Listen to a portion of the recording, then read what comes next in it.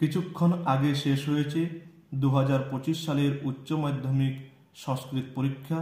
তোমাদের সকলের পরীক্ষা কেমন হয়েছে তোমরা অবশ্যই কমেন্টে জানাবে, এবং তোমরা যারা আমাদের সাজেশন ভিডিওগুলো দেখেছিলে তারা কতটা উপকৃত হয়েছো তোমরাও কমেন্টে জানাবে।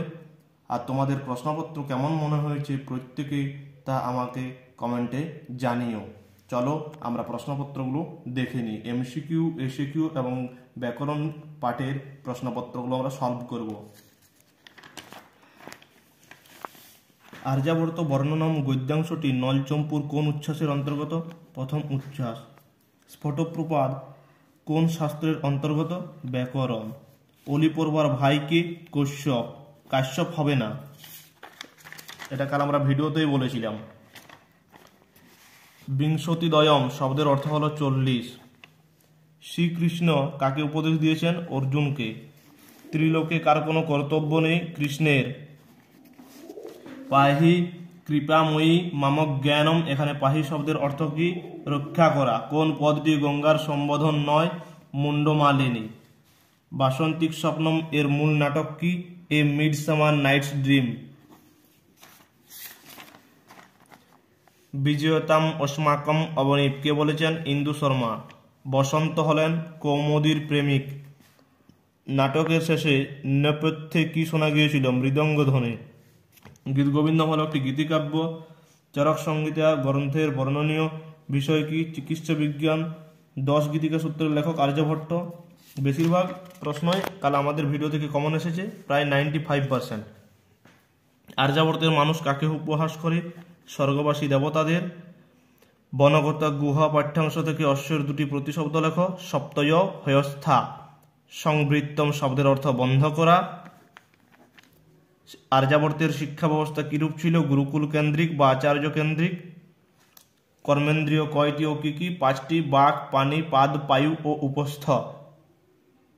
খণ্ডিত গিরিবর, মণ্ডিত মঙ্গে। গিরিবরকে হিমালয়, মুনিবর কন্যে মুনিবরকে জহ্নু মুনিকে বোঝানো হয়েছে। নৈষ্কর্ম কি? সমস্ত বাহ্যিক কর্মত্যাগ, অর্থাৎ নিষ্কাম কর্ম বা কর্মবন্ধন থেকে মুক্তিই হলো নৈষ্কর্ম। ইন্দ্রবর্মার উদ্বেগের কারণ কি? কনকলেখার সাথে নিজের বিবাহ নিয়ে ইন্দ্রবর্মা উদ্বিগ্ন হয়েছিলেন।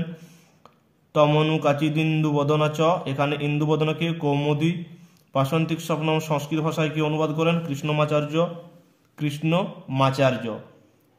বিহায় শব্দের অর্থ কি? ত্যাগ করা। অভিজ্ঞান শকুন্তলমের বিদূষকের নাম? মাধব্য।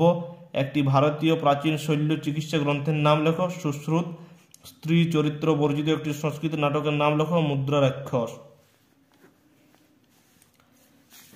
এরপর আমরা চলে যাব ব্যাকরণ পাঠে।